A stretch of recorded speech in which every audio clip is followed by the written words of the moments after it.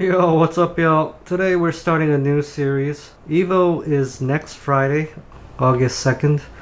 So I'm gonna go through each game that is featured in the main lineup by the order of the finals. So the first game that has a final is gonna be Soulcalibur VI. Now, I'm not really a fighting game aficionado, so I'm just gonna casually look at each game from a shallow perspective. I just want to get a feel for each game so that when I watch Evo, I have a better appreciation for the game itself, so that watching it feels more satisfying, more fulfilling.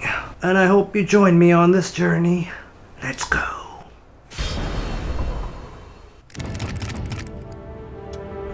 Let's play... What should I do? Let's just play the story mode. Oh yes. The Chronicle of Souls 1, Prologue. Soul Edge, its story reaches far back into the darkest depths of history. In the 16th century, the legend has tried to rear its ugly head again. I think this might go through the whole series. I'm not sure. Transcending history and the world, a tale of souls and swords eternally retold. Oh yeah. Soul Edge, a legendary sword and devourer of souls.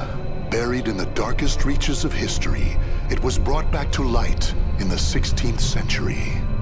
The notorious pirate Cervantes claimed the sword as his own, setting everything into motion. Soul Edge adapted itself to its new owner by splitting into two. Possessed by the evil weapons, Cervantes began a bloody reign of terror, slaying all those seeking the swords without prejudice. Cervantes was eventually undone. Under the protection of Hephaestus, the god of smithing, a female warrior named Sophitia was able to destroy one of the swords. Shards of the blade flew and lodged into her body, causing near mortal wounds. Seeing his chance, Cervantes raised his sword to deliver the final blow. Suddenly, there appeared a ninja known as Taki, who rescued the wounded warrior. Taki defeated Cervantes in a battle to the death before carrying the injured Sophitia away. However, one of Soul Edge's two blades still remained. Perhaps it was fate. The blade fell into the hands of Siegfried, whose mind was twisted and unwell.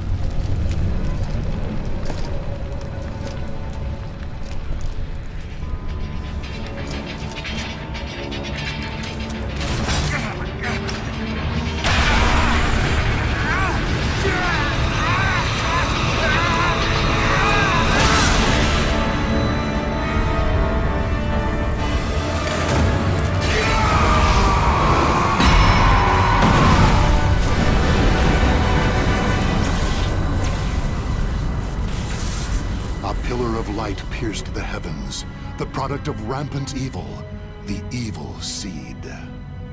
No one could have predicted it would become a catalyst for catastrophe across the world. Our story takes place in the 16th century.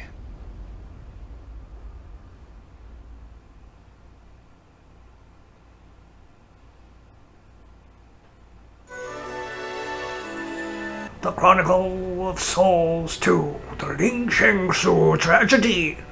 When the evil seed emanated from the cursed blade one fateful day in Spain, it released a white light that burst forth, affecting lands far and wide, even as far afield as Ling Sheng-Su.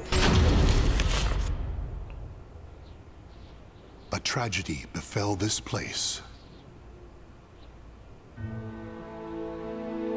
Ling Sheng-Su Temple was a famous martial arts school in the far reaches of China. It was there Killick learned to master the staff after he was abandoned as a child. Killick ate and slept with the other students and began his training at a young age. Despite this, he established a family-like bond with just one other student, Shang Len, a young girl who was like an elder sister to him. Dedicated to the way of the sword, She looked after Killick as if they were siblings. So close was their bond that when one felt happy or sad, the other would feel the same.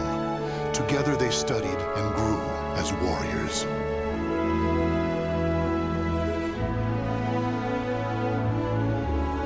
The years passed by. Killick's skill earned him a place as a teacher, an honorable position for one so young. Throughout the ages, Ling Sheng Su Temple had kept hold of the three sacred treasures, Krita Yuga, Dvapara Yuga, and Kali Yuga. Killick's years of arduous training earned him the title of rightful bearer of the staff, Kali Yuga.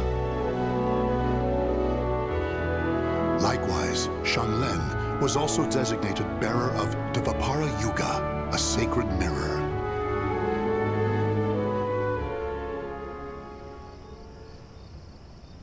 Our story begins on the night before the ritual for passing the treasures on to their new masters. Shanglen, can I ask you something? Sure. How come you were chosen to bear Dvapara Yuga? I thought you'd get Krita Yuga. After all, you've dedicated your life to the sword. Killick, this is not easy for me to talk about, but I'm going to try. The Krita Yuga, it's no longer at Ling Sheng Su. The sword has been gone for more than a decade. All that's left is the Kali Yuga and the Dvapara Yuga. Really?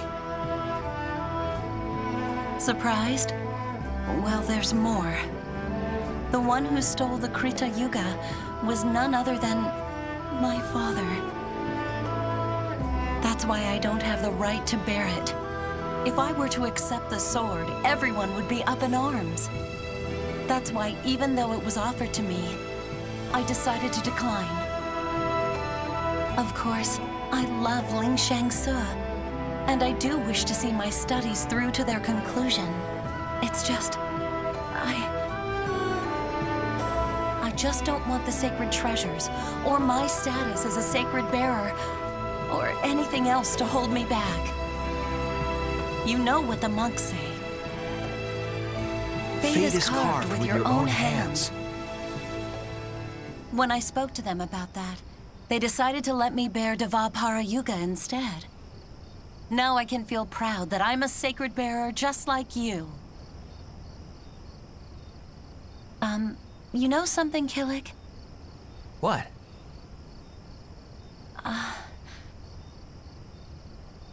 It's okay. Never mind. I'm really looking forward to tomorrow. Me too. And so it was, Killick and Shanglen were set to attend the official ritual for becoming sacred bearers. But the night before the ritual, a terrible calamity plunged everything into chaos. Drawn by the Kali Yuga in Killick's hand, the evil seed came to Ling Sheng Su Temple. The monks, driven insane by the evil force, began slaying each other, turning the temple into hell on earth.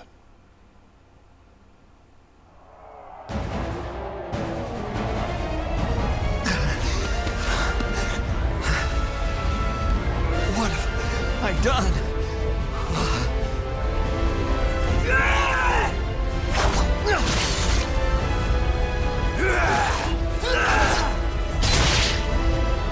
I don't understand.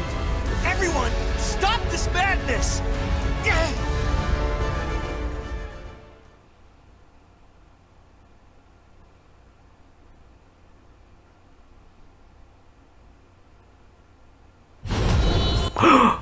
I get to play! I'm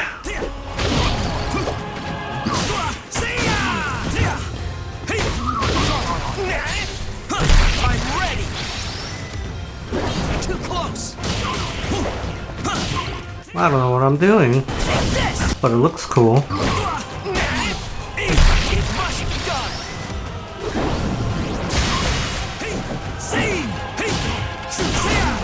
I'm gonna throw. Oh yes.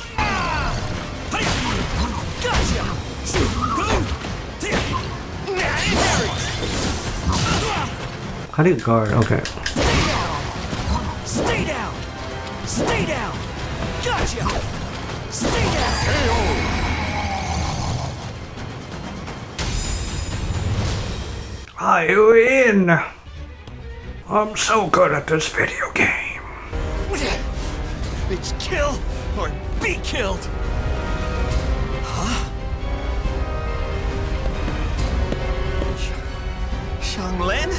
No. Get a hold of yourself, Xianglin!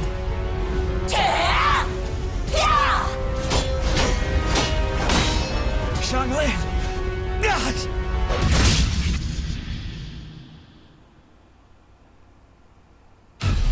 Xianglin! No. Ah!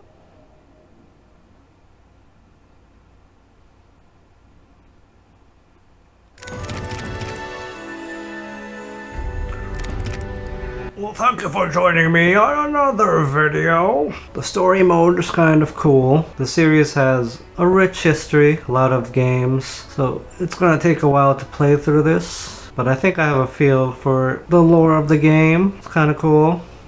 Have a great day.